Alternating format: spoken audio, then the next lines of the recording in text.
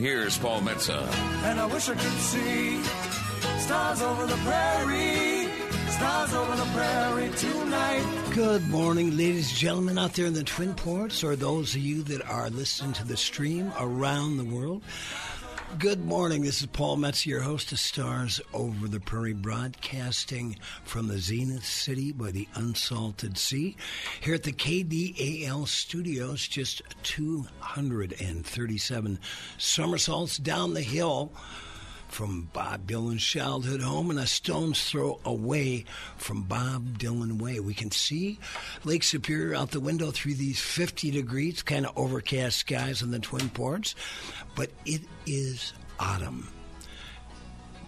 A season I completely love.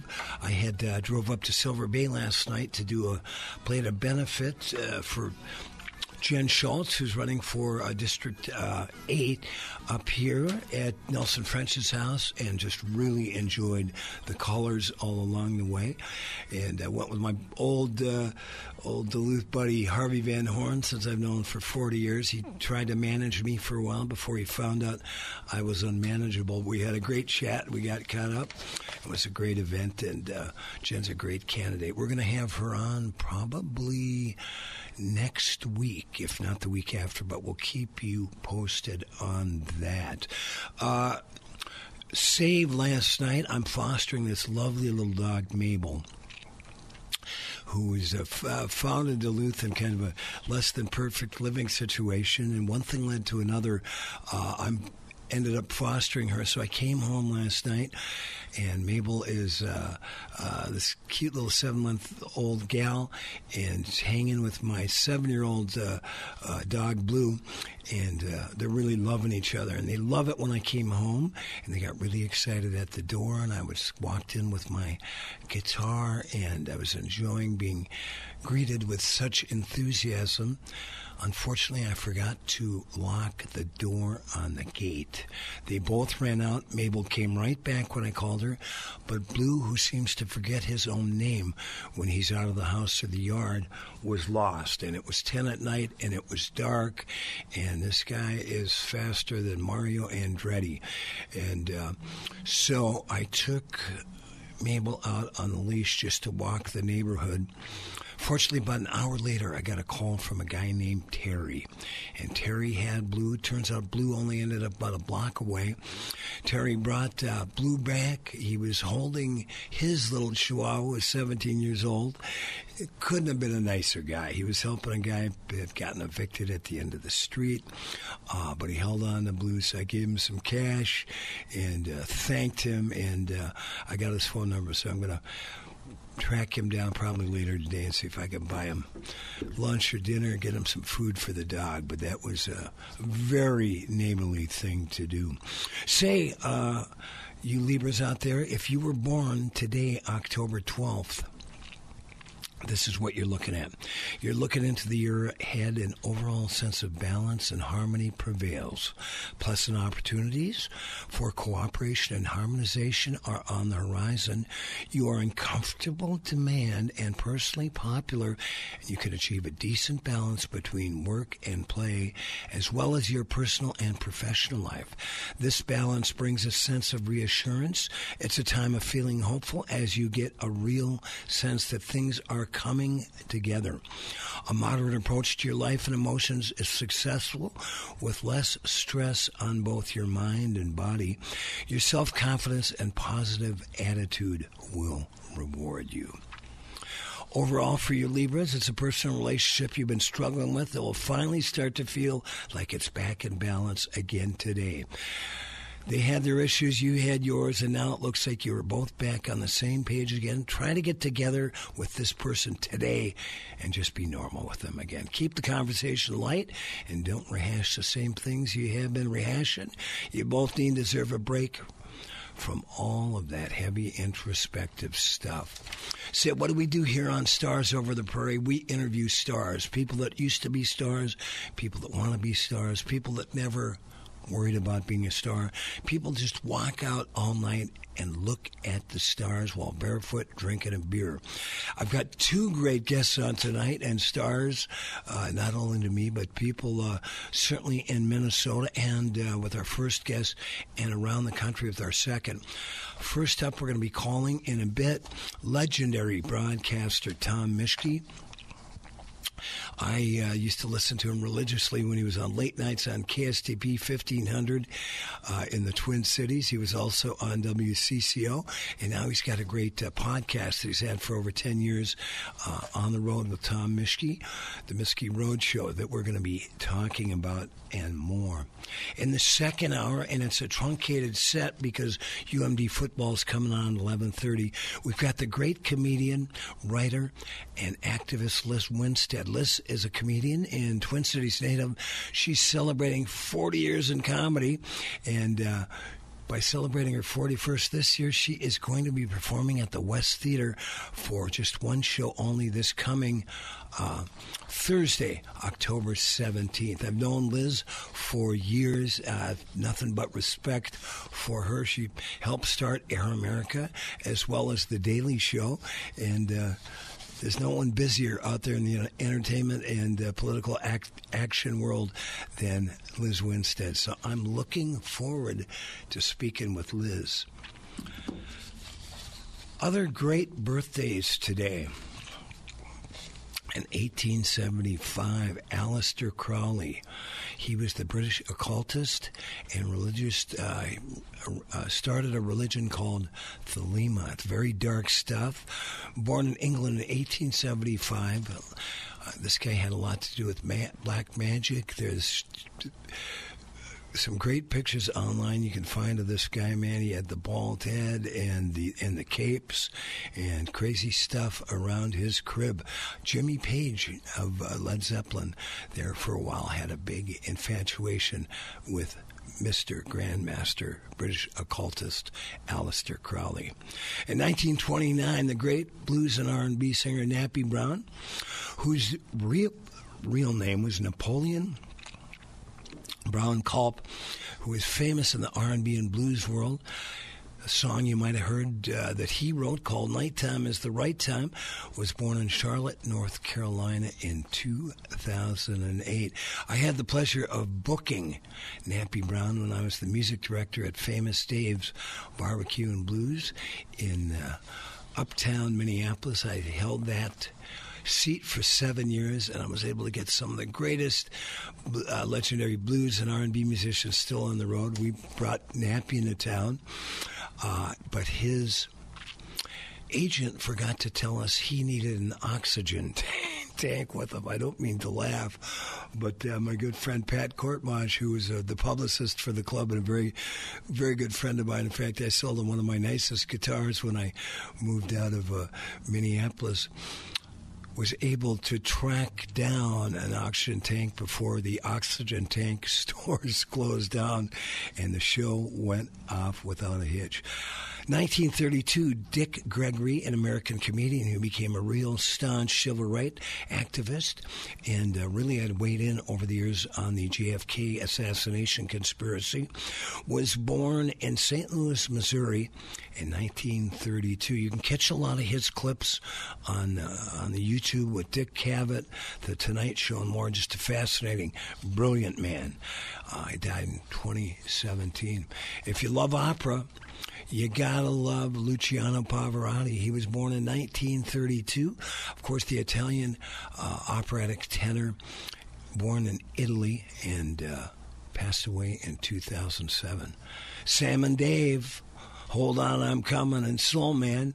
Sam Moore, Dave passed away, but Sam Moore is still with us, I believe. He just performed somewhere, might have sat in with the East Street Band. Was born in Miami, Florida in 1935. Of course, you wrestling fans out there, and I used to watch it religiously with my grandfather, Ernest Paul, when we go and visit him in Mora, Minnesota. He was a big believer that it was all real, and I had to go along with Gramps on that one. But Dusty Rhodes was born in 1945. won a lot of awards in the wrestling world. His real name was Virgil Riley Runnels Jr. Born in Austin, Texas, one of my favorite cities in the world. In 1945, died in 2015. Chris Wallace, the son of Mike Wallace, American newscaster, born in Chi-Town, Chicago, Illinois, the Windy City, in 1945.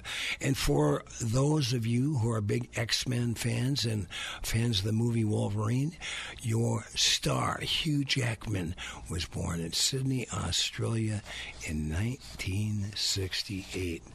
A lot of cool birthdays on this day, October 12th, over the years. Say before, there's going to be a great show. It's Oktoberfest. And I want to tell you, tonight at the Earth Rider Fest grounds, they are celebrating Oktoberfest in style with a late night show. Show starts at 8 p.m. with Vin Ziegenhosen. They are an accordion-based 7-piece with a thrash and electric guitar. So take your polka down to the mosh pit tonight with Vin Ziegenhosen, and also joining them will be Johnny V. Later on this week at the Cedar Lounge, right next door to the Earth Rider Fest grounds, Jumpsuit Tuesday is a great instrumental jazz and vibe band playing every Tuesday night. And then Wednesday's residency through the end of the month, Lazy Lightning and 420. These men, and you've heard all of them if you've been part of the Duluth music scene, Eric Berry from Trampled by Turtles, Mark Gartman, and Teague Alexi take a show from the Grateful Dead archives and perform the whole thing in order. That's going on Wednesday night at the Cedar Lounge.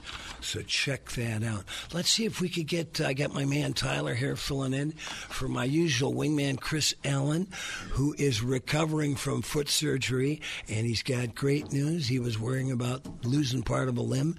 He's going to be here in the next in the next 2 weeks on both his feet.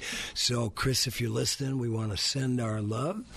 And while we wait to get the great Tom Mischke on the air. Tom was one of those guys, that very unique and colorful character that made the Twin Cities such a fun part of listening to. Of course, you had, before I moved to town, there was a guy in WCCO that did the overnights named Franklin Hobbs. But when I was a kid, I used to go down to visit Grandpa and Grandma, like I said, Moore, Minnesota, and we'd go down to Minneapolis to go to Dayton's or go to the State Fair, whatever we were going to do. And I would stay up late just to listen to Franklin Hobbs.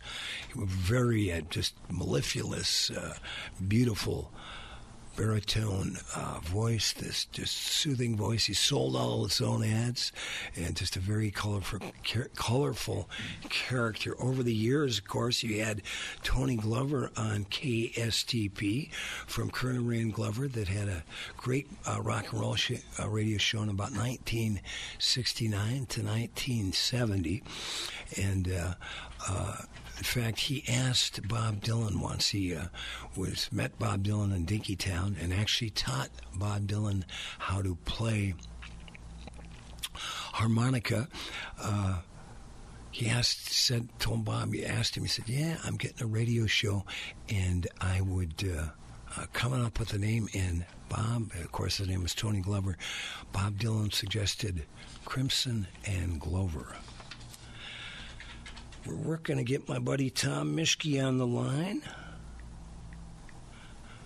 In the meantime, Tyler, why don't we play a few of our ads, our sponsors that keep this show on the air. Start a garden. And if you need to start a garden, indoor or outdoor, go to our friends at Grow Your Own Garden Supply. They are located at 1801 West Michigan Street. Mario and Brooke, a great young couple, are going to help you out whether you're going to grow indoors or outdoors. They specialize in indoor gardening. They have a wide variety of houseplants, unique pottery, and a multitude of garden-related accessories and local handmade gifts. Their motto is grow kind and grow local. They are one of the couples at the beginning, what I'm calling the New Duluth. They're right at the edge of the Lincoln Park Craft District and just a couple doors down from our friends at River City Records. Find out more if you can't make it at 1801 West Michigan Street. Before you get down, go to growyourowngardensupply.com. Hey everyone, the Great Lakes Candy Kitchen is now open for its 18th season. They are located on Scenic Highway 61, 10 miles north of Duluth in the town of Knife River. They are third and fourth generation candy makers that use copper kettles to make their delicious caramels, fudge, brittles, and my personal favorite, chocolate dipped hot air. Check them out and also make sure to try their famous Nutty Ice Cream Bar. The Great Lakes Candy Kitchen in downtown Knife River. News Talk KDAO. Now back to Stars Over the Prairie with Paul Metsa. All right, welcome back, ladies and gentlemen, to Stars Over the Prairie, broadcasted live from the Zenith City by the Unsalted Sea. We've got a great guest on, Mr. Tom Mischke. As a legend in Twin Cities broadcasting circles. If you go to his Wikipedia page, you're going to find out, you look and you read through and you go, this guy can't really keep a job. He's been on KSTB, WCCO. He had a podcast on, when they first started, the podcast started on City Pages, which was the weekly entertainment show that he wrote for years. He did that as a weekly columnist. And for 17 years, he hosted the Mischke broadcast on AM 1500 KSTP. His show featured quirky regular callers, stream of consciousness humor, and experts on any topic he found interesting. In 1998, he won the Best AM Radio Personality, and now he's got a great podcast. He's an incredible guy. He's a musician, songwriter, and he and I have known each other for years.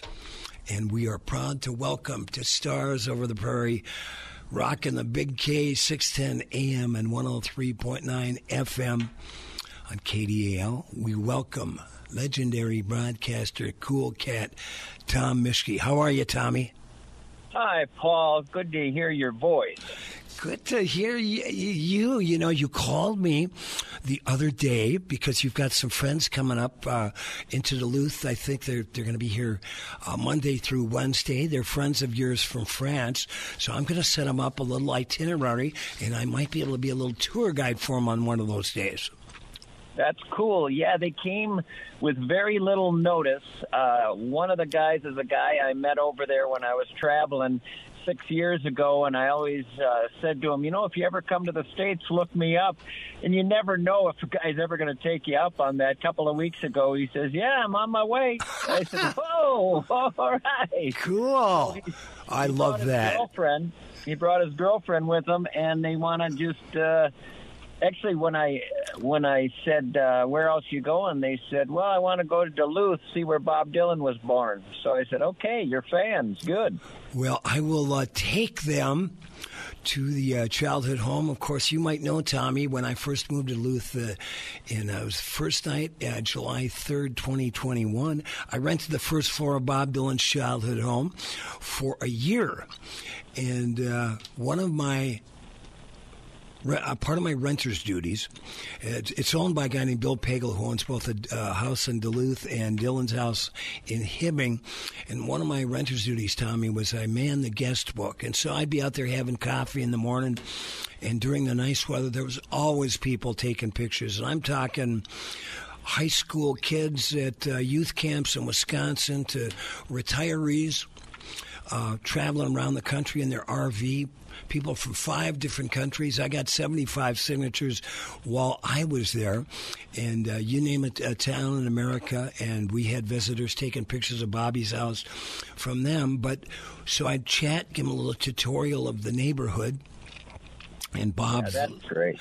And then what was cool, Tom, and you can relate to this, when I got along well, I'd go and grab him one of my CDs, because God knows if my house ever burned down, my closet with my collection of unsold CDs would look like La Brea tar pits. But I'd lay a CD on him, and I told my harp player, Sonny Earl, I said, it's kind of like the Jehovah's Witnesses in reverse.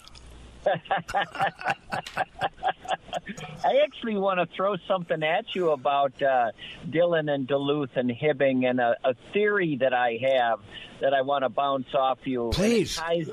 It ties into to Memphis and Elvis. So in 1968, as everybody knows, Martin Luther King is assassinated in Memphis, Tennessee.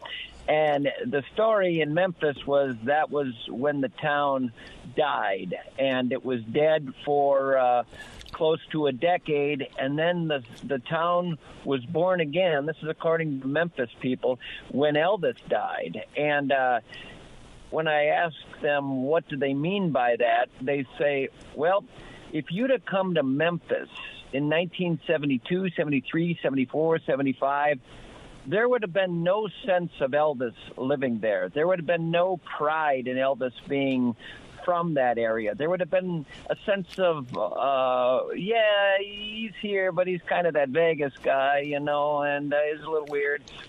And then he dies, and people from 130 countries within 72 hours are lining up without even knowing where he's going to be buried at a cemetery that they're thinking might be the cemetery, just in case that's the cemetery.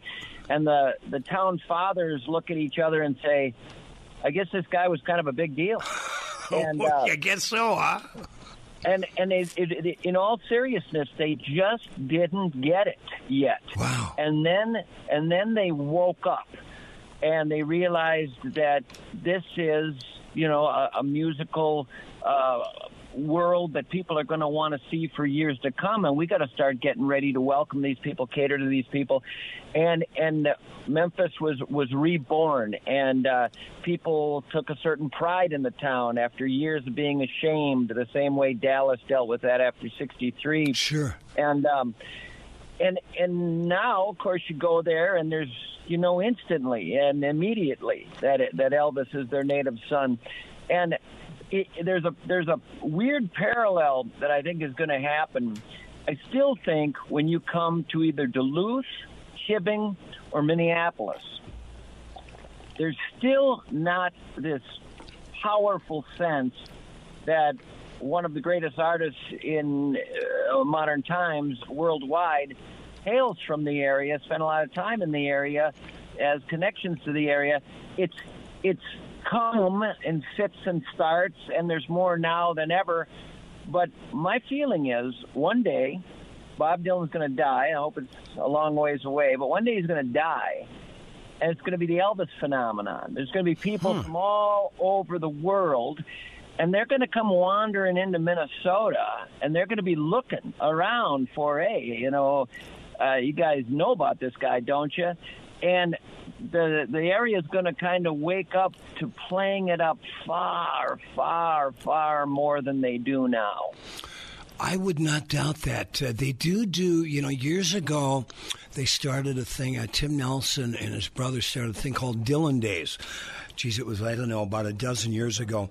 So they do take the week of...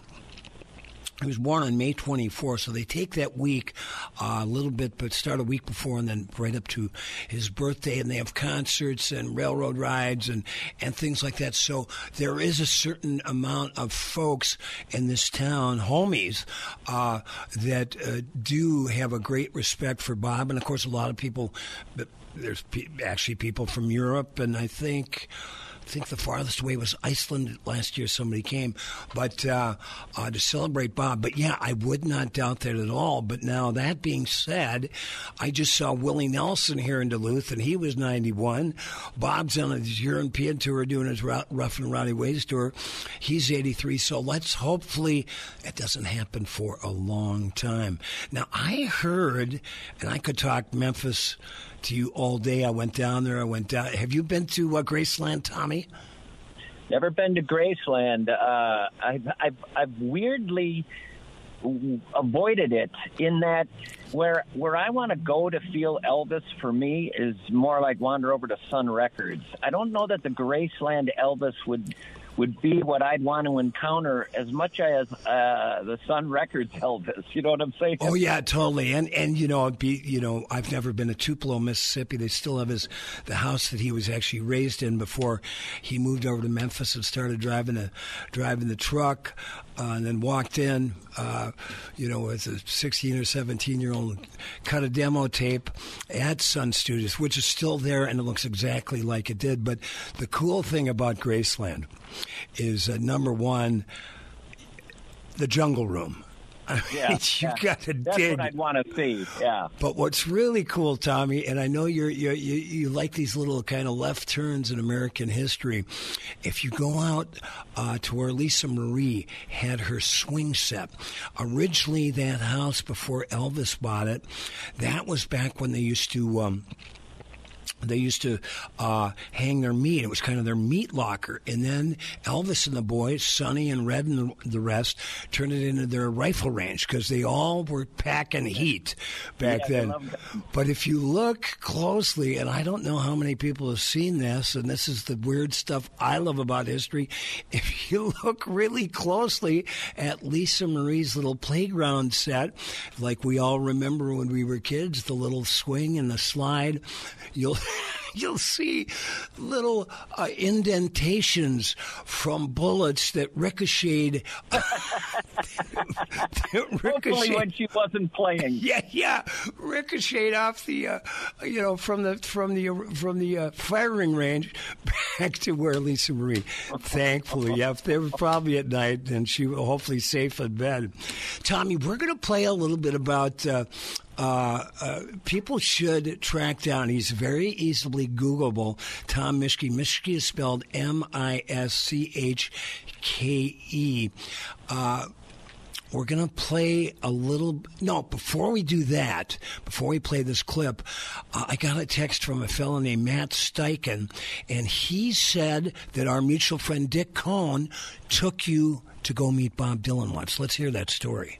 Yeah, it was a wild way that it happened.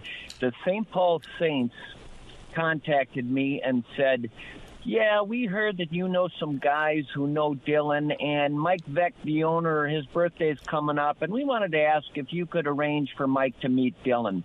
And I said, yeah, Bob Dylan, Meryl Streep has tried to meet Bob Dylan. Raquel Welch has tried to meet Bob Dylan. A lot of people try to meet. You don't just meet Bob Dylan. I said, there's no way in hell, A, that it's going to happen, and B, that I'm even the right person to be talking to. At the time, Larry Keegan, Bob Dylan's best friend, was alive, and he was a friend of mine as well, and I know a friend of yours, and the thinking was you just call up Larry, and Larry arranges for Dylan to meet Mike Beck, say happy birthday, and we all go merrily on. And they said, well, I know you're saying it's impossible, but you haven't even asked these Dylan guys, so would you please ask them for us? And I said, my God, the nerve of these people. Yeah, I'll call right now, get right back to you. So I hung up. I called Larry Keegan, and I said, Larry, let's just get this over with real quickly. I'm going to ask you one question. You say no, I'll hang up, and I'll be able to pass that on to the folks at the St. Paul Saints offices. Is there any way that Mike Beck, the owner of the St. Paul Saints, could meet Bob Dylan? And Larry says, Tom, let me think about this a moment. And I said, Larry, no, let's get this over with. Say no, and I'll call him and we'll move on. And he goes, no, my mind's going right now. I got some ideas.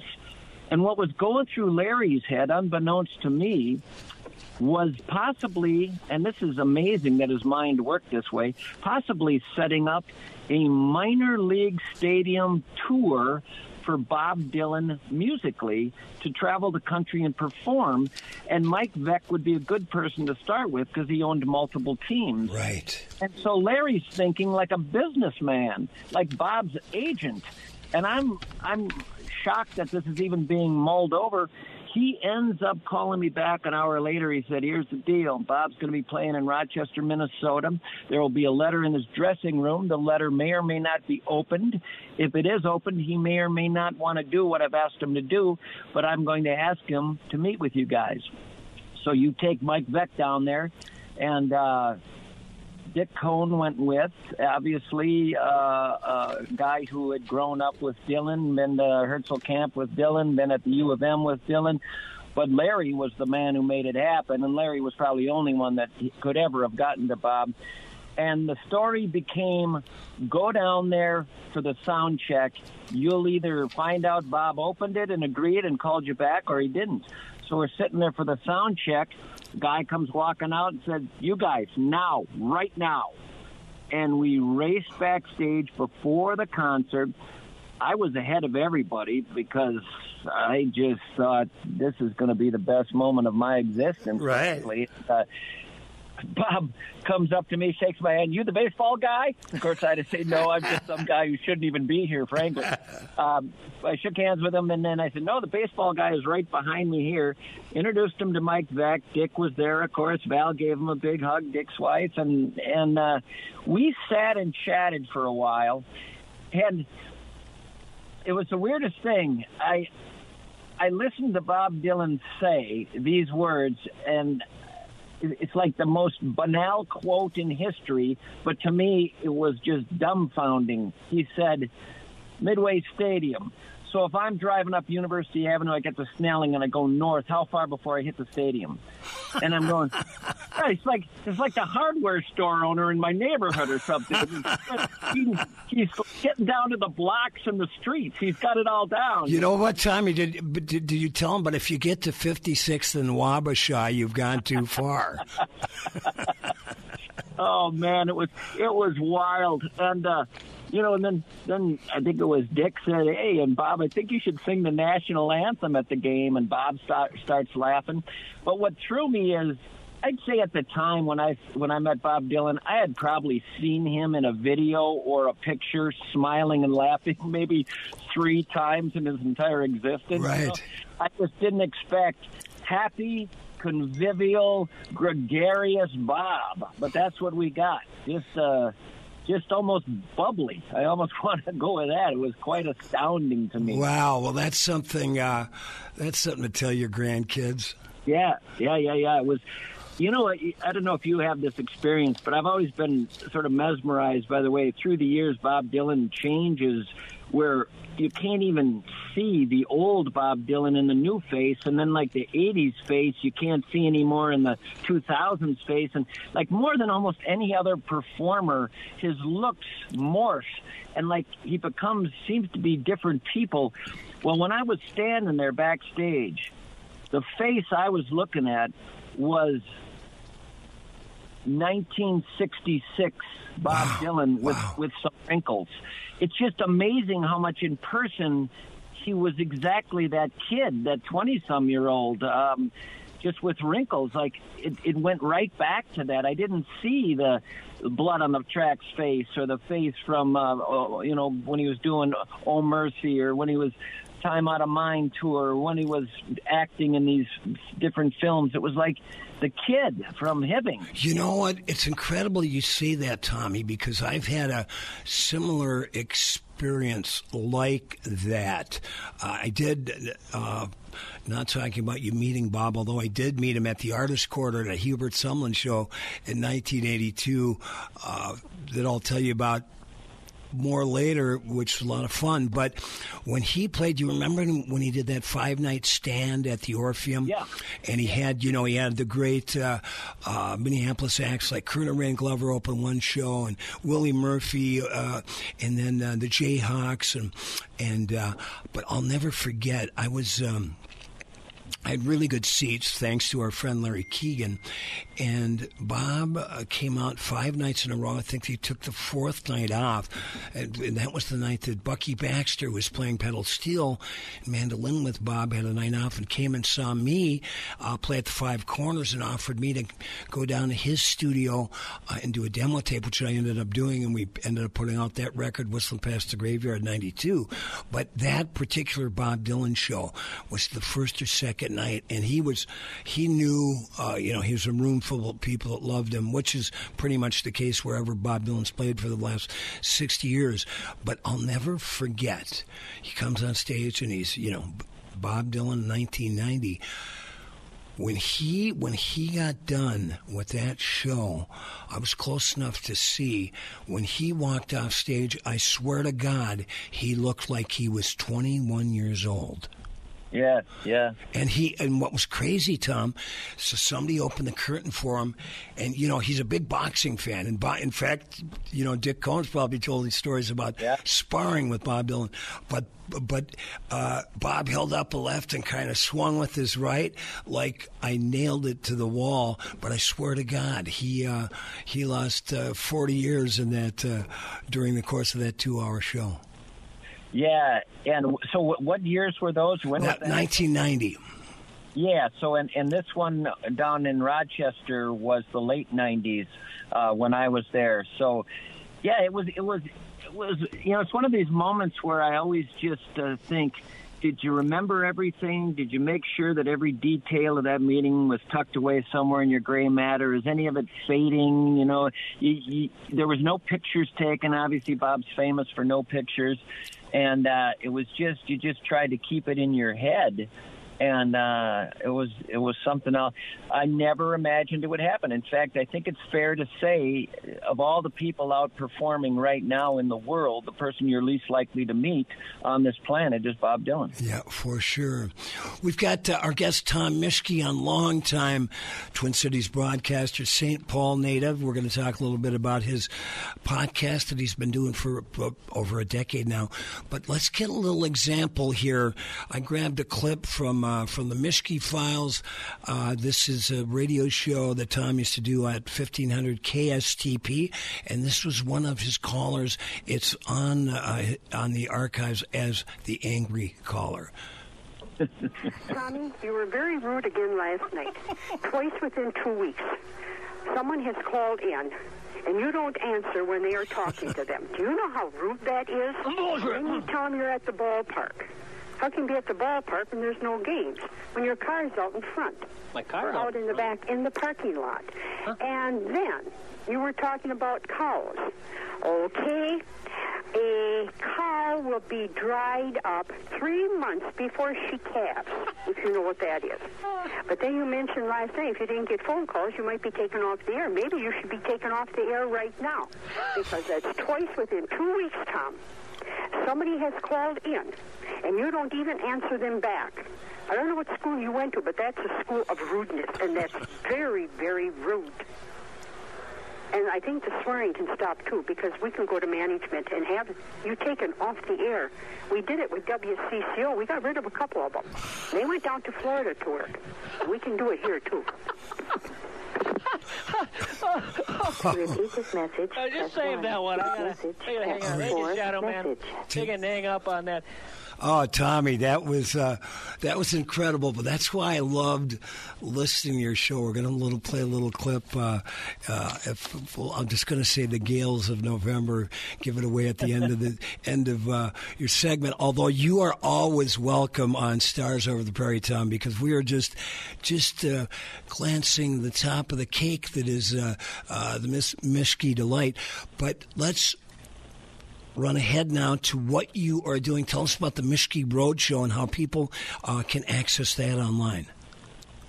Mischke Roadshow, fortunately, because my name is fairly rare, you just put in Mischke in podcast, and it'll be the first thing that pops up. There are 175 shows there that can be listened to, and the nice thing about podcasts is they're like books on a shelf. You can just move through them, peruse them, try one out. If you don't like it, stop, listen to another one. They're there forever, which radio never was. And the road show started 11 years ago. I've been traveling the country, interviewing eccentrics, iconoclasts, people from weird, different walks of life. My goal is always to interview or do a story where at the end somebody listening says, well, never heard anything like that before. I just want them to say that. I want them to end with, never heard that before. And it runs the gamut from humor to deadly serious stuff to weirdness to fantastical, out there, crazy stuff. It's just whatever I can find each month in my travels around the country that seems to me to be something no one has has heard before. I don't want it to sound like NPR. I don't want it to sound like morning drive radio. I don't want it to sound like anything anybody's ever heard before. So it's the Mischke Road Show, and again, MischkeRoadshow.com is where you'll find it. Where do you, how do you just look at a map on a wall and throw darts at it and go, that's where I'm going this week? I literally do look at a map and say, okay, I've never been there. And then I put my feelers out to two different groups of people, barbers and bartenders. They know everybody. Yeah. And what usually happens is a barber or a bartender will say, you ought to talk to old Joe. Sure. And I'll talk to old Joe, and old Joe will say, I'm not your man. Who you want to talk to is Crazy Sprout. I said, he sounds like my guy. I contact Crazy Sprout, and he'll say, you're close, but I'll tell you the man. The real man is old Winnicky over there. And eventually I find my guy, and I do my show, and I come back with hours and hours of conversation and edit it into a show, create an arc, a story, music, narration, commercials. It's about an hour per show. Now, what has been the most, with, that's quite a catalog of shows. What's been the most surprising? What blew your mind? You go, God, I had no idea I was going to run into this story. Ran into a homeless guy pushing a shopping cart in Atlanta, Georgia. Went up to talk to him, and he was collecting garbage for art. He wanted to make art projects out of trash, and ended up interviewing him and realizing that the Chicago Sun-Times had just listed his recording as the best musical recording of that year, and that his art was presently hanging in the White House. Wow. And I thought, well, I didn't see this coming when I saw the guy in rags pushing the shopping cart, but he turned out to be an extraordinary human being named Lonnie Holly. You can look him up.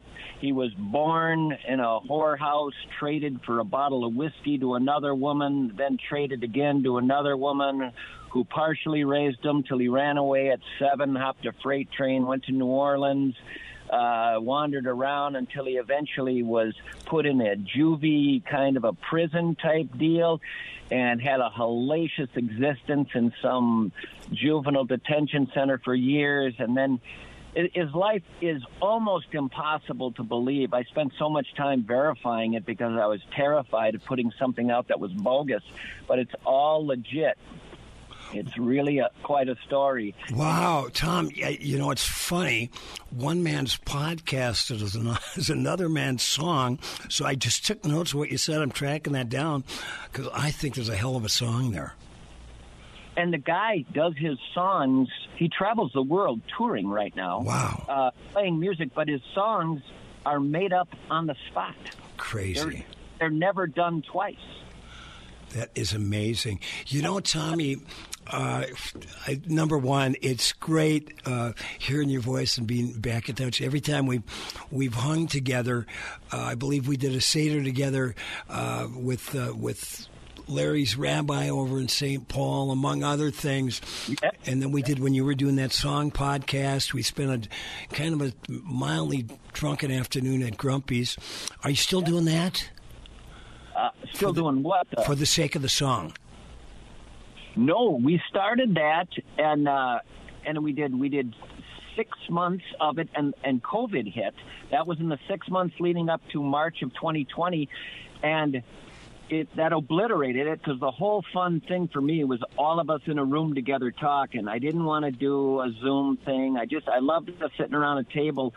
And then, a couple of years of COVID passed, and the boys I had together weren't up for it. They had other things going. That was Brian Oak, who at the time I think was at what's the public radio music station? The Current. Yeah, the Current, right. And then John Haidt, a great guitar player and musician he used to be my newsman at KSTP.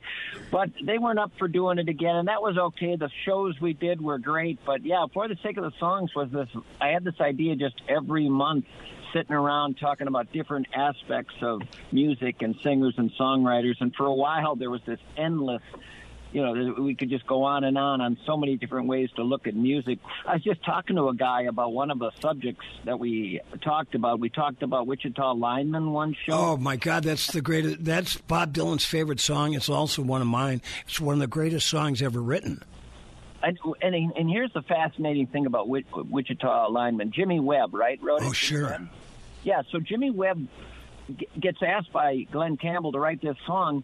He starts writing it, and at one point he sends it to Glenn as, well, I'm kind of working on this, don't know where it's going, got a couple ideas, here's kind of a rough take on it. And he doesn't hear back from Glenn Campbell. And after a while, maybe a couple of weeks, he calls him, and he says, what did you think of the song? Glenn says, well, I recorded it. He said, no, it's not done. I was just, that's just like a first draft. Too late. It's out. Wow. So this masterpiece was half done. Wow. That's one thing. And then the other thing that I was struck about it, I don't know how many books you can name that are about one song, but there's a book about Like a Rolling Stone. There's a book about Amazing Grace. There's a book about Wichita Lineman. A whole book written, in all of those cases, about a single song. Right. And that tells you where Wichita Lineman goes. And some people believe the greatest couplet ever written. A lot of critics do. You can argue this all day long, but... And I need you more than want you, and I want you for all time. Oh, I know. It's incredible. I just saw a thing this week, Tom Mischke, of an interview with Jimmy Webb, and he got a call from James Taylor, and James goes, what key is that song in? And so he runs, it's got some really cool chords, and he said it's in the key of F, and Taylor goes, but you never play an F in the song. He goes, that's right. The whole song's in the key F, but he never plays the one chord. Wow. You're a keyboard player. You can relate. Say, we're going to play. This is our first time to have Tom Mischke on Stars Over the Prairie. We're going to have you on semi-regularly because we got to keep up with you. You're a wealth of stories and information. I listened to this on Tom Mischke's, I believe it was KSTP broadcast, when I was driving home one night from the Iron Range, and I always pick up KSTP just a little bit about, I guess Rush City or so before I get back to Minneapolis. And I tuned in during this interview. We're just going to play a little part of it. I think Tyler's got it all dialed up here, and then we're going to talk to Tommy the rest of the hour on the Stars Over the Prairie. But let's hear a little bit of this interview Tom Mischke did. Wired in, he had water coming in, and the good ship and crew was in peril. Later that night, when his lights went out of sight, came the wreck of the Edmund Fitzgerald. Gumbinger. He's responsible for a documentary called The Mystery of the Edmund Fitzgerald. Tonight, ladies and gentlemen, is the eve of the wreck of the Edmund Fitzgerald. Tomorrow, the anniversary, November 10th, when the gales of November came early. Welcome, Mr. Gumbinger, to our talk show. It's a pleasure to have you on with us. Is this Gordon or Joe? This has interested me for many a year. Pleased that at last we can discuss this. How you doing, Joe? T.D. Mischke, sir. Mr. Gumbinger? Yes. T.D. Mischke here. Oh, okay. Hey, Petey. T.D.? T.D. Okay. There have been many shipwrecks in history. What makes the Fitzgerald so special? It's something I've thought about for many a year. It's a question with which you can wrestle. I'll have what you're having. Now, let's see. Well, I think the fact that it happened in our lifetime. There's no doubt that most of your listeners were probably alive when the ship sank. Could something like this ever happen again? Is there any way we can avoid it? Should they be worried today up there near Whitefish Bay, or am I just getting all paranoid? There's always a possibility of a maritime disaster, and you hope that it doesn't happen. Tom Mischke, that might have been some of the greatest radio I've ever heard in my life. Give us, we just got a few minutes left, but how did you even come up with the idea of calling Mr. Gumdinger? this is a time in radio when guys would contact the station saying, "Hey, I have this documentary I did on the sinking of the Edmund Fitzgerald. Want to interview me?" And, they're making their pitch, or their agent's making their pitch. And I'm thinking, I don't think this will be the most interesting interview in the world, so I don't know if I want to do it. But maybe there's a way I can jazz it up a little bit or do something to make it weird, and maybe then it would be a good moment on radio. And I thought, I got it. Just that relentless song of Gordon. Right. Over it, just keep doing the questions and that, just like the song, just over and over again. But I did not expect him to answer. I thought he'd hang up after question one. It goes on for about 7 questions before it ends. But, yeah, he just hung in there. What made the whole bit is the guy was fine with it. He didn't care. Right. Oh, it's it's like Abbott and Costello or something, So, yeah. He told me later I was the last interview of his day. He started with Morning Drive Radio. He's doing them all over Minnesota and Wisconsin. And he just said to himself, screw it, it's my last interview. If the guy wants to sing it, fine. So now I remember, because I listened to so many of your shows over the years, especially late night on KSTP. Now there was, tell us what a typical Mischke broadcast would entail, because there was times, Tommy, and I, correct me if I'm wrong, it didn't seem like there was a lot of preparation for them. Well, sometimes there would be none. I certainly don't think you needed to prep for the night where I didn't say anything for 2 hours.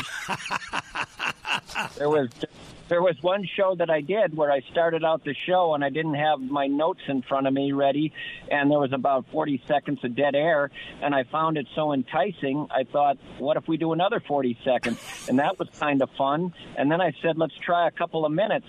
And then I said to myself, has anyone in the history of talk radio done their whole show without saying a word? And I went 2 hours and ended it and never said anything. Unfortunately, Stanley Hubbard was driving around in the Twin Cities that night listening, and I was hired to talk. So, of course, that was a violation of my contract. I think he wanted me fired. He called his daughter, who was my general manager, and she said, "Dad, I don't know how to say it. That's just Mischke." And they let it go. Tom Mischke, you're incredible. We've got Liz Winstead coming up in the second hour on Stars Over the Prairie. But Tom, this has been so great. The Duluth, even the Twin Cities equivalent of that was I've gotten to know Al Sparhawk of the band Low, and they had a show at the Sculpture Garden in St. Paul, and they had about 15 minutes of noise, and people were calling in to the current because they thought they were having troubles picking it up on their radio station. But anyway, Tom Mischke, once again, what's the name of the Tom Mischke Road Show? The Mischke Road Show. All right, brother. Well, we'll stay in touch. Tell your friends I look forward to meeting them on Monday or Tuesday. Thank you so much. Wonderful visiting with you, Paul. Thanks, Tommy. It's Paul Metsa telling you to listen to Stars Over the Prairie for another half hour. And we've got the great comedian and writer Liz Winstead coming on the second half of Stars Over the Prairie. And I wish I could see Stars Over the Prairie. Welcome back, ladies and gentlemen.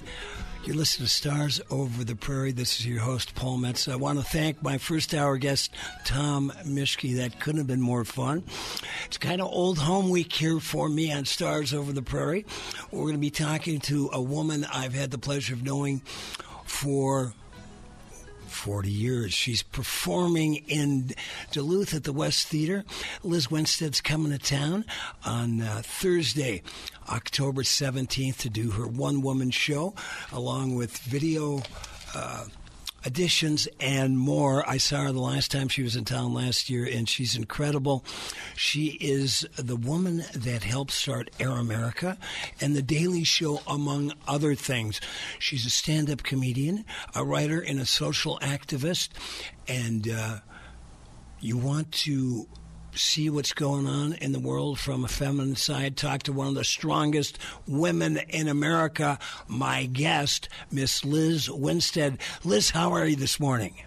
Hey, Paul, it's so great to talk to you. When you said 40 years, I was like, wow, 40 years for real. You know what? I was doing a little reading, and because I put out my first record in 1984, 40 years, this in October, and you got started right around the same time. So we actually have, we're simpatico in terms of career trajectories, except you've gone on a lot farther than I have in life. But in terms of just working on the art, we're kind of on that same path. Yeah, for sure. I mean, all those, nights at the Uptown Bar. Oh, yeah. About all the gigs where, and I think the one thing that I'm not sure Minnesota folks realize, which is a really cool thing, is the intersection of all of our art forms and the artists that have come out of Minnesota.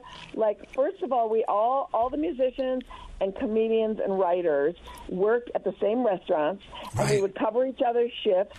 So, for example, I worked at this restaurant in the Twin Cities called Fagry's Forever. Oh, sure. And I worked with Michelle Norris, acclaimed journalist. I worked with Pat Morley, who was the drummer in Soul Asylum. I worked with Danny Murphy, and then across the street at the Loon with Carl Mueller from Soul Asylum and Gerard from Man-Sized Action. And people would just be coming in and having drinks at each other's bars and covering each other's shifts. And sometimes there was comedy and music in the same venues. It was such a cool time when we started coming up that we were able to just get to know each other and work with each other and just sort of feed off each other's creativity. It's awesome. That's a really good point, Liz Winstead. One of the great, I got to know Carl Mueller over the years, and Dave Perner and Murphy and the Soul Asylum boys. But the one thing, I can remember it when I'm going to tell the story now like it was yesterday. The Soul Asylum started out, they were called the So Loud Fast Rules, and then they became Soul Asylum. And then when I think their first big hit was Runaway Train, and they were on the David Letterman show on, was it Thursday or Friday night? Great performance. The next night, I went to the Loon, and Carl Mueller, the bass player, was working in the kitchen the night after they performed on David Letterman. Yeah. I mean, this is like when this is why I love Minnesota. These stories just don't exist outside of anything. I was living in New York when I had first moved to New York, and they had done, remember MTV's Unplugged? Sure. So Danny was my roommate, Danny Murphy from Soul Asylum, and then Dave Perner's girlfriend, Rachel, was also our housemate. And so back in Minneapolis, and so I'm in New York, and I'm living in a 5-floor walk-up with just roaches and a nightmare, and they had scored this MTV Unplugged. And so they do the Unplugged, and I go and watch it. And then they said, we're going to go to the Corner Bistro, which is this great bar it's been around for like over 100 years in the Village. Hamburgers are still under $10 there. You can eat a great burger and get a beer. And I go there, and afterwards, and I meet the band, and Bruce Springsteen is just hanging out with cool. Dave and Danny and everybody having a burger. And I was like, what is even happening right now? Yeah, no, in the time that, if we go back to the early to mid 80s in Minneapolis, then you had, our circle. Like, I remember some great parties at your place when you lived in Kenwood. Yep. And so I started hanging out with Tom Arnold, the comedian, and then he introduced me to David Carr, the great writer who ended up at the New York Times. And we'd go to these parties at your place or at Tom's place. Your place was a lot cleaner than Tom's place. Yeah. Tom made furniture, whole furniture out of Bohemian Club beer boxes. Yeah. Crates. They called their house the Bohemian Club. That's right, and I remember they had one of their nicest pieces of art on the wall was a burnt pizza that they just nailed to the middle of the living room. Now you came up. Talk a little bit about Because one of my very first gig, Liz Winstead, when I moved to Minneapolis in 1978, I was a ticket taker at Dudley Riggs, etc., which was on the Seven Corners on the West Bank. But of course, the original Dudley Riggs was on about 25th and Hennep, 25th to 26th and Hennepin, started by the great Dudley Riggs, and I believe the improvisational comedy troupe that was Dudley Riggs actually preceded Second City in Chicago by a year or two. Right. That's right. And my first time on stage was at Dudley Riggs ETC in Seven Corners. Wow. The first time I ever set foot on stage. And the wonderful Jeff Cesario was the MC. I'll never forget it. I was so terrified. Right. Somebody dared me, and I was going to be a history teacher. And and then somebody dared me, and I really liked it. And, the rest is kind of history. My whole life changed in a single night because it was like, this is so fun. I'm the youngest of 5 kids. I got to stand on stage and say words and not be interrupted. Right, it right. was like magic, right? Oh, and that's so funny. Yeah, and it was like, it was just, I really wanted to be able to just like observe the world and speak my mind. And then the interesting thing, Paul, was I didn't, my comedy right now is really political. And when you come to the show at the West, it's really fun because I have sound bites and graphics. And I'm going to be talking a lot about, the year that was, where we're at, how we're all feeling. It's good. It's a really good catharsis. But what was interesting was I just kind of first thought it was really fun to be on stage and have observations that were, about pop culture in the world and stuff. But the truth is, I got heckled by so many men for just being on stage and having an opinion. Right. And I was like, you know what? If I'm going to have an opinion, that's not going to necessarily be about dating. I might as well have real opinions. If you're going to be mad, I'm here anyway. Right. Well, go for it. Well, Liz, when I'm thinking about that time, you were... there was a lot of men coming up in the comedy scene. In fact, when the great Louis Anderson passed away, I did a nice retrospective on my radio show with you and Jeff Gerbino and others. But I remember in 1978, Louis Anderson opened up for the great satirist. Paul Krasner. Paul Krasner, dear friend, yep. Oh, God, I loved, and it was my birthday. I was in heaven. I was like a Krasner acolyte. I couldn't have loved that man anymore.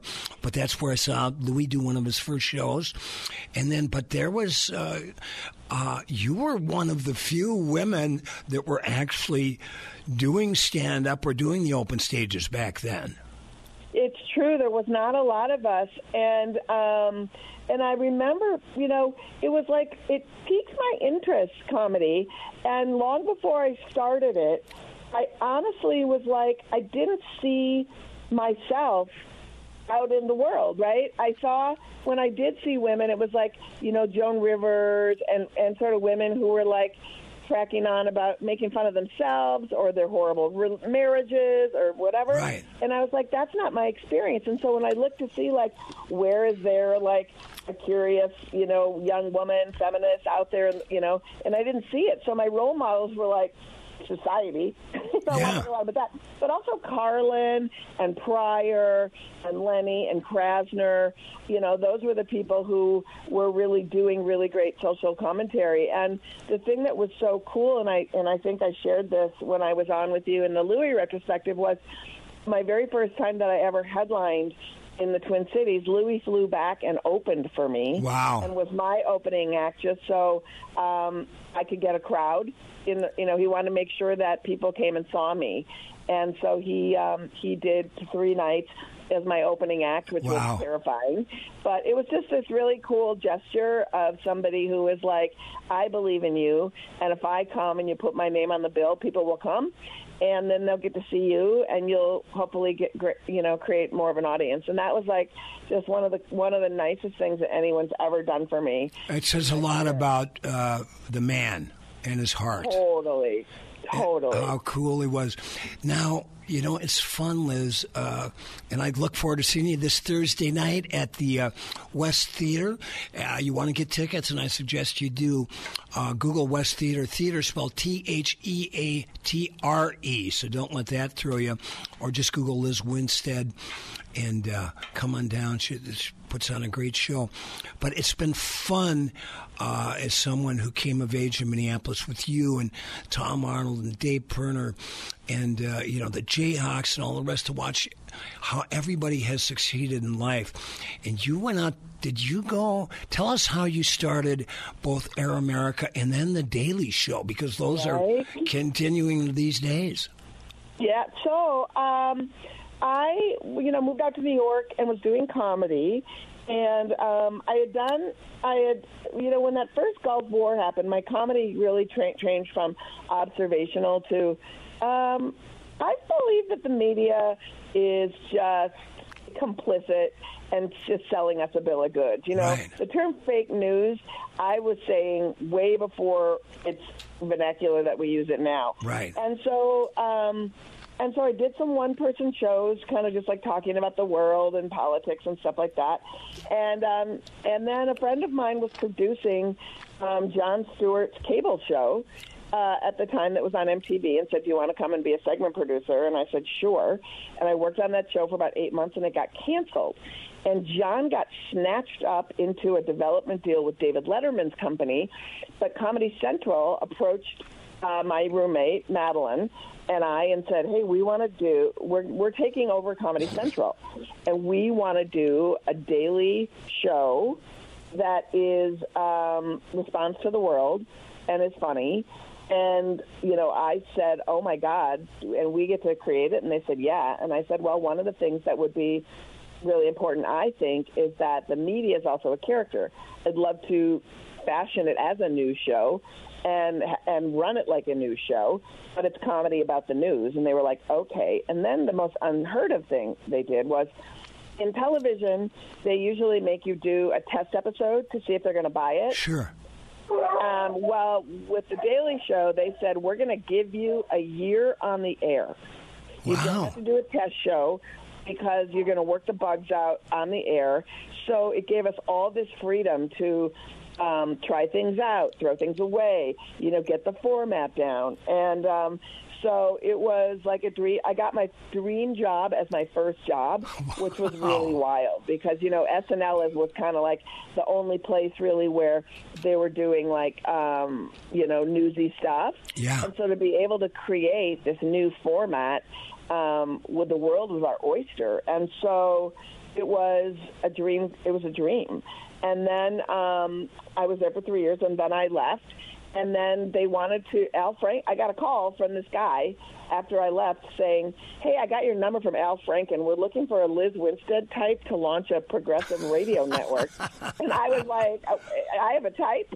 And right. Also, why aren't you asking for me? Why do you want someone like me but not me? What's my reputation? I don't know that I love this. But they were like, "What would you be interested in?" And I said, "Sure." And so I got to create the programming for Air America, and then I had a show in the 9 to noon slot with Rachel Maddow and Chuck D from Public. Wow, that is so cool. Keep going. It was wild. I'm just digging it. It was so cool. And so what we did was, we combined. We had a comedy team, we had a news division, and so we combined like satirical sketches with giving the news on the radio, and that was just an incredible experience. And then all the while I was still doing stand-up and out there in the world and doing a bunch of stuff. And then I transitioned out of Air America and I wrote a book, and then that was kind of when we really started seeing, back in 2012, or actually about 2014, the world and reproductive rights really starting to take a nosedive, and watching the rise of Christian nationalism and these really bad actors. And I was like, I think I want to use what I know to be true, which is using humor to expose hypocrisy and raise awareness, right, and really focus on reproductive rights. So I started a information-based entertainment-based nonprofit that exposes the bad guys who are sexist and misogynist and trying to destroy reproductive rights. It's called Abortion Access Front, and we tour the country and do comedy and music shows and educate people around what's happening in their states. And then we help out the clinics all around the country who need our help, and that's everything from trying to fundraise for them to, let's say you're a clinic in Alabama. Guess what? Nobody will come and paint your clinic or fix your garden or fix your fence because you provide reproductive care. So we go in and help do that in sort of a Jimmy Carter Habitat for Humanity kind of way. Yeah. And then we do a show, and then we sort of ask our audience to adopt this clinic and make sure that they're okay. And it's really cool. In fact, there's a documentary out right now. Somebody followed us around for 7 years, a documentary crew. Wow. And there's a documentary that just came out that's called No One Asked You, about us over the past 7 years and our tours and our activism and stuff. It's really funny. It's touching. It's really great. And it's going to be soon streaming on Jolt, which is this cool new streaming platform that I think is comes from the Independent Film Channel. Wow. Yeah, so, there's a lot going on. But the whole time I've been doing that and also doing stand-up. And, my big thing is I love to do and talk about current events in the world and what's happening, because I think so often you get little bites of that on social media and at like the late night talk shows, but you don't get a deep dive into it live, right? And so to be able to bring the sort of live experience with the sound bites you heard, and I like to dig deep and find the sound bites nobody's heard, and then kind of talk about, I usually pick a theme for the year, and this theme kind of is, I can't remember the last time that I actually had a meaningful political discussion with somebody that was based in reality. Right, in now, facts. All I do is fight with people on every level. They're bringing me the wildest conspiracy theories I've ever heard in my life. And so we're not even battling ideas. We're battling truth versus, reality. Right. And so, it's going to be a lot of that. You look at the hurricane, it's like they're literally saying Democrats are controlling the weather. Right. I mean, I wish that we were that organized. I wish. Well, Stewart said the other night, if when they, refer to, Jewish space lasers, he goes, listen, if the Jews were in control of the weather, Florida wouldn't be so damn humid. Yeah, and also Florida wouldn't be under a mini attack. Yeah, right. There would not be hurricanes and tornadoes. Liz Winstead is performing at the West Theater this Thursday, October 17th. I can't wait. We've got just a few more minutes, Liz. The one... I imagine you probably ran into him over the years, but the one guy, the real great comedic light that we lost tragically several years ago, who I was able to see at the Acme Comedy Club in what's now called the North Loop in Minneapolis, was Mitch Hedberg. Mitch Hedberg, genius writer, St. Paul native, just a genius. I have his comedy in Observations. He was if you've never seen him, the best I can liken him to is sort of a stoned out Stephen Wright, but with darker observations. Mm-hmm. But he was one of the greatest, and that is a tragic life lost too early. But what a great guy and what a brilliant performer. He's got some specials that are streaming on some streaming services, and I highly recommend. And he was such a gentleman. Oh, so great. Now, what about some of these other guys that you kind of came of age with? Like, what's Cesario up to now? Cesario's doing some writing. He's out in Hollywood writing and producing. Same with Joel Madison. Right. I'm trying to think. So how about Sid Youngers? What's he doing? I don't know where Sid is these days, because I'm in New York and all those cats are in L.A., so I see them when I go out there. But they're all writing, and Joel is still doing some comedy. So is Jeff. I think Gerbino's living in Florida and still doing comedy and producing shows. Joel Hodgson is, there's a reboot of Mystery Science Theater, and he's doing great. Who I do see a lot is Frank Conniff. Okay, sure. Who is incredible. He was on, the original cast of Mystery Science Theater, and he's doing his own thing that's really fun called, oh gosh, I can't remember what it's called, but he's doing with Trace Ballou, and they're doing great work. And he's doing comedy. Who else from here do I see? Well, Liz, so many. Maria Bamford, Duluth. Duluth. Please, the next time she comes to town, hook me up with her. I'd love to have her in studio for the whole 2-hour show. Yeah, she is my favorite comedian working today, hands down. Now, all you out there, we got to cut out early because we got the UMD Bulldogs football game here coming up. But I want to thank my guest, Liz Winstead. She's at the West Theater this Thursday. Shows at about 7:30. Track her down, get her book, support her. She's doing great work, and she's funnier than hell. Liz Winstead, this has been such a pleasure. I look forward to seeing you on Thursday. Thursday, and I hope I see all of your listeners also. All right. Sounds great. I can't wait to see Maggie, too. Yeah, great. Thanks. Okay, Lizzie. Have a great weekend. Bye-bye. Okay, you too. Bye-bye. Thanks for listening to Stars Over the Prairie. This is your host, Paul Metsa. If you've got a great business or an event coming up and you want to reach a really cool audience, get a hold of me at paul@paulmetsa.com. Paul Metsa, the Tilt Town Titans, tomorrow at Carmody's Pub from 4 to 6 p.m. Carmody's got a great jam on Tuesdays from 8 to 11 with Bruce Woodman as well. Thanks for listening, and you can follow me at paulmetsa.com. And like my dad used to tell me, remember to be kind and make someone happy. Stars over the prairie, stars over the prairie tonight. And I wish I could see stars over the prairie. Stars over the prairie.